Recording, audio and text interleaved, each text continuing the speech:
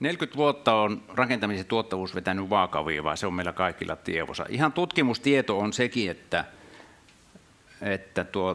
rakentamisessa on muda, se on japanilainen termi, muda tarkoittaa asiakkaalle arvoa tuottamatonta puuhastelua. Asiakkaalle arvoa tuottamatonta puuhastelua, niin arvatkaa paljonko sitä on rakentamisessa, tutkitusti.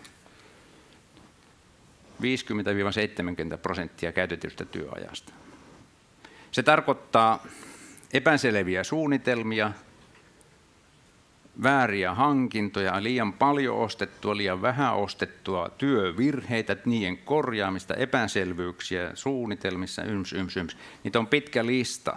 Ja kun me tehdään aina niin kuin prototyyppi ja kun se saadaan valmiiksi ja mennään toiselle, niin tämä ongelma vähän niin kuin seuraa niin kuin mukana. Siitä ei niin kuin päästä eroon mitenkään. Ja